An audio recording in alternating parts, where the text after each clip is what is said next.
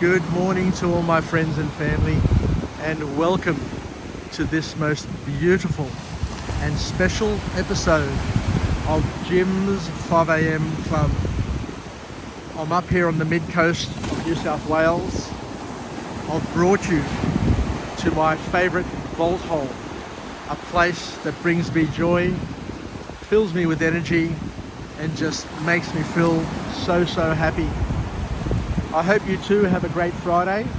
I don't know what this day is going to bring each and every one of us, but what I thought I'd do is at least kick it off as best I can with a 5am club and a book summary, so that we can hopefully pick up a life hack to get us through the morning, get us through the day, and be the wind beneath our wings.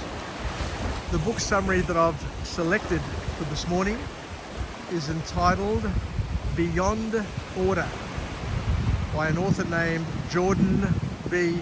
Pederson. He's written a couple of books. The other book that he wrote, which I've done a 5am club on, which I enjoyed immensely, was entitled The 12 Rules of Life. So this book is the second, or the next book in that series, where he talks about Beyond Order. So let's see where this book is going to take us.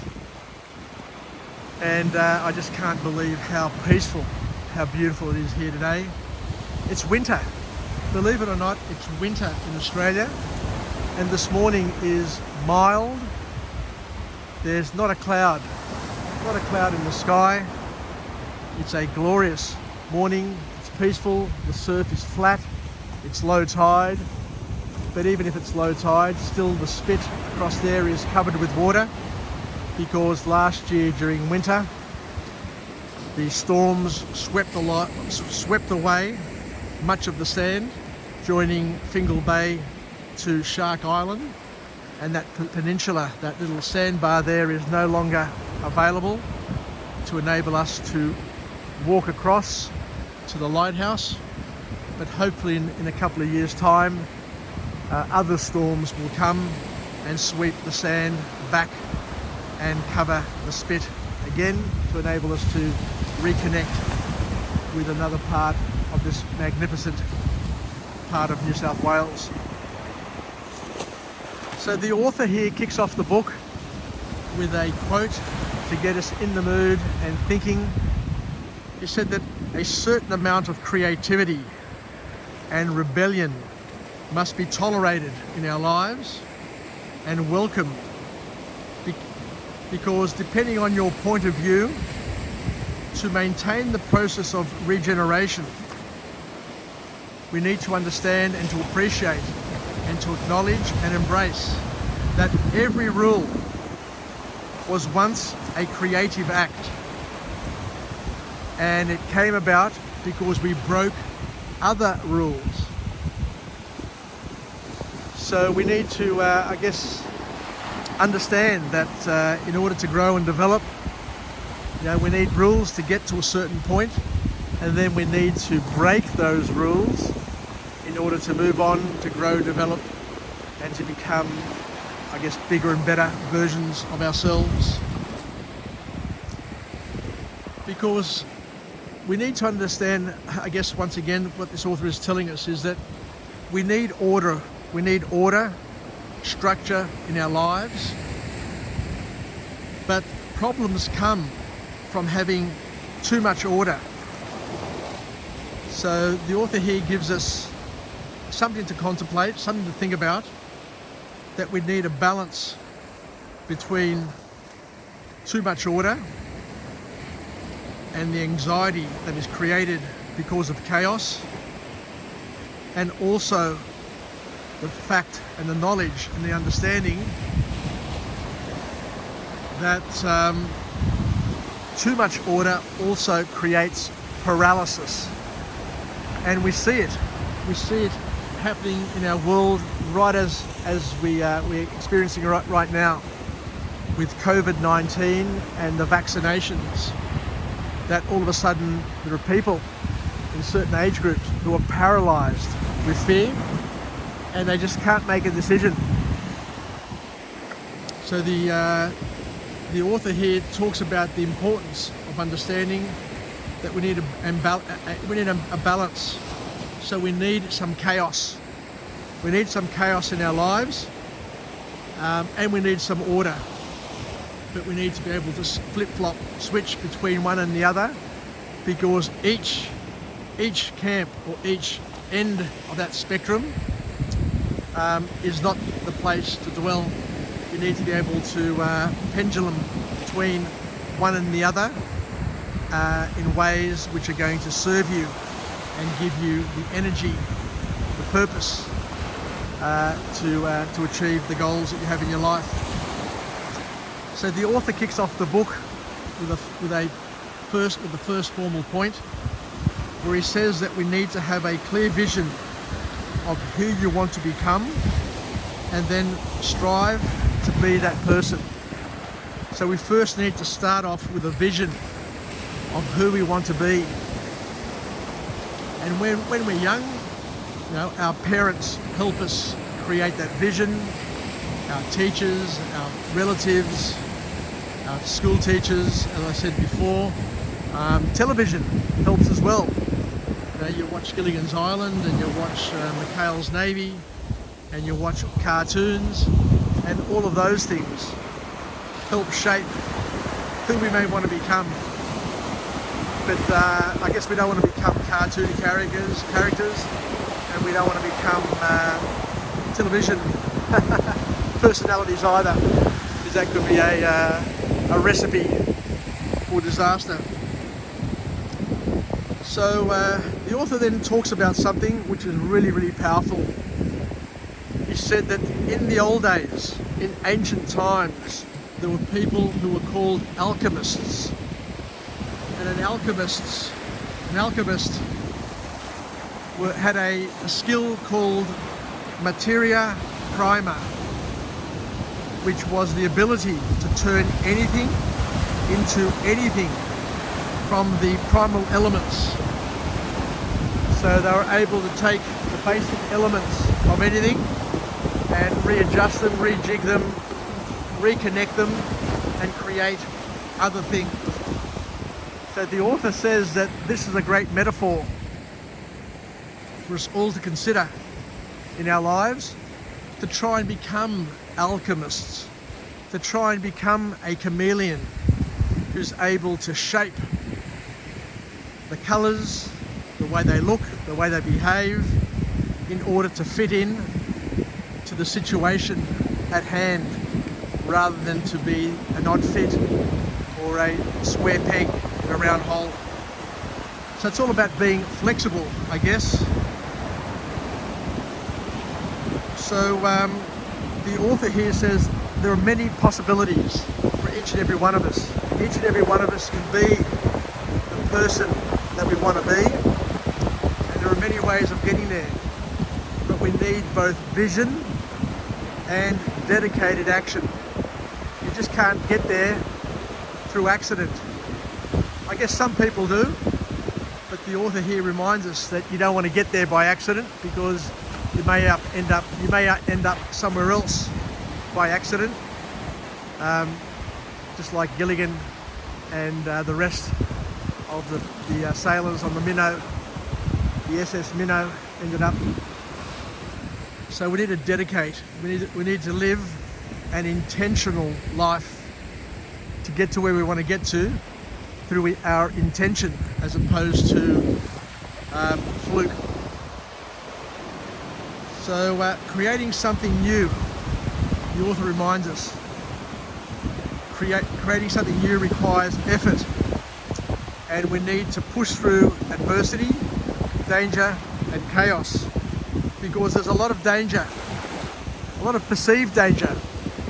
A lot of people are paralysed through a lot of their irrational fears that they've created in their mind by themselves, irrational fears that they've inherited from their parents, their relatives, their grandparents, their teachers, their friends, their boss, their co-workers, the news, you name it. There are plenty of examples of where our fears, our irrational fears, emanate from. And we need to identify a compelling vision. A compelling vision is a vision where you say, bugger it, I'll just do whatever I have to do to get there. You know, it just draws you to that vision. It just makes you want to get up in the morning and stay up late at night to try and achieve and to learn and to indulge and to be obsessed about it in every way, shape or form. But in order to get there, the author reminds us we need to confront our fears. We need to confront our real fears. But more importantly, we need to confront the bullshit, the irrational fears which we've imagined and other people have imagined for us. Remembering that the rule of thumb that we all need to live by is that less than 10% of all fears that you've ever dreamed up or other people have dreamed up for you will ever come to fruition. So that's a beautiful, beautiful, powerful, serving rule of thumb that we can all use in our lives. So how do we get there? The author says, and I like this a lot, and it's actionable and we can all do something about it right away. And we all need to initiate a makeover of our environment to make it more welcoming, more inviting and more warm. So the things that you can control, turn them into, I guess, props that are going to help you as opposed to hindering you. So it's important to keep a clean and clutter-free life. But more importantly here, the author says you've got to start with your bedroom. Your bedroom needs to be clean and clutter-free because it's the first step to an organised life. We need to have order and beauty in our life, and the way to get there is to start with your bedroom. Start with your house. Start with the things, the places where you spend most time in. Start with the place which is the first room of the house where you get up from in the morning and the last place where you put your head down at night. If your bedroom is clean and clutter-free, then that's a great start for everything else that's going to happen in your life. The author also goes on to say that art is a fundamental part of our culture, and being of Greek extraction, you know, art is one of those things that the ancient Greeks brought into the world or perfected in terms of the aesthetic appeal, how it makes you feel, and how it shapes the way you think about things. But the author here goes on to say something else which is really interesting and something that I wasn't quite aware of. But what he said was, as we age, believe it or not, as we age, we lose touch with beauty. How sad is that? If ever there's been a call to action, it's this one here indeed. As we age, we lose track and touch with beauty. That's why we need to try and do whatever we can to stay in touch with beauty and to appreciate beauty for what it's worth, because if you don't, you're going to lose touch with it. We forget to notice, we forget to appreciate the beauty that we have around us, in the people that are around us, in the physical environment, and in all of the arts that we have in our world. So rekindle wherever you can your appreciation and notice wherever possible the beauty in the world around you. Because what it will do, according to the author, is it will rekindle the vivacity of being young. You can be young again, you can be young at any time, but to be young, you've got to act young, think young, dress young, and do all the things to rekindle those feelings. And you need to look at the world in a novel way, according to this author, and to keep the hunt, to be a hunter and gatherer of beauty. Hang out with beautiful people. Surround yourself with beauty as best you can, regardless of how old you are. Age shouldn't make you be detached from the things in our lives which are beautiful. And the last point to come out of this book, this authorship, is that we all need to find ways to be grateful, even when life is especially difficult. We're all going to have challenges. We're all going to suffer along the way. But we have a choice. At every step of the way, we have a choice. And that choice is to be grateful for what we still have, what we've experienced, and what we will have in our future. The good and bad.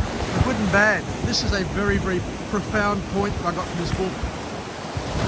And it's something that I've learnt over my life, where the author says here that both the good and the bad hang out together. The salt and pepper, the yin and the yang, all hang out together. So you need to have both.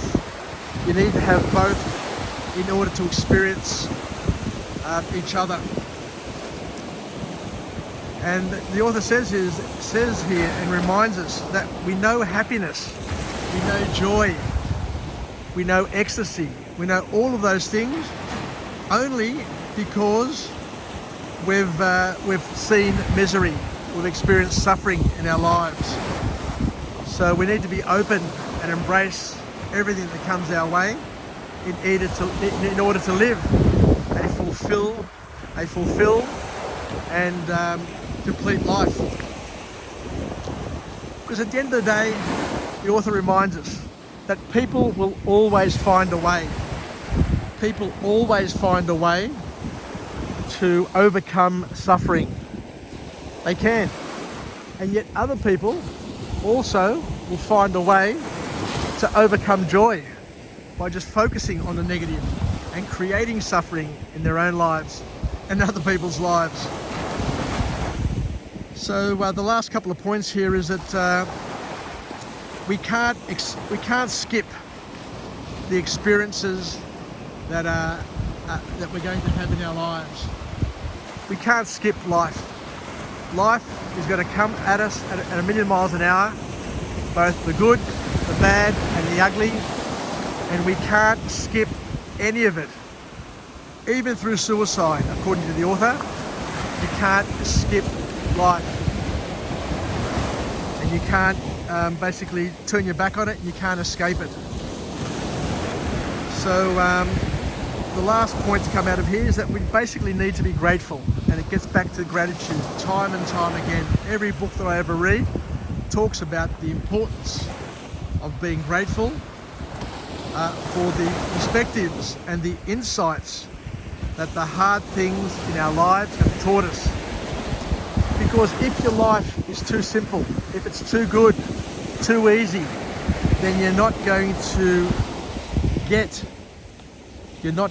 receive the gifts of the experiences, to gain perspective and to understand and to appreciate the insights that come with those hard things. So I guess there's a certain level of maturity that each and every one of us need to express and to experience in order to know that this is what life's all about. And I guess as the author finishes off, to live regardless of what comes your way with gratitude and appreciation for the salt and pepper that has been I guess passed to you in order for you to savor the special thing that you have, which is your life. Anyway, thank you for joining me on this episode of Jim's 5am Club. I've enjoyed delivering this episode today. It's just a glorious winter's morning. I feel so relaxed, so at peace, and so happy. So the book that we've just gone through is entitled Beyond Order by Jordan P. Pederson. Let's finish off with a positive affirmation. I'm alive, I am well, I feel absolutely great. To my friends and family, stay connected, stay relevant, stay reasonable, and most importantly, let's team together. Let's be partners in each other's development so we can get through this morning, get through this day, and be the wind beneath our wings, where we can learn life hacks from our own experiences and from other people's experiences, so that we can live, learn, and pass it on, so that we can be a vital and strong link in a tremendously long chain of people, the good people who came before us, our elders past and present, and to be a connector to the generations that are going to come after us, wishing them all the very best, and to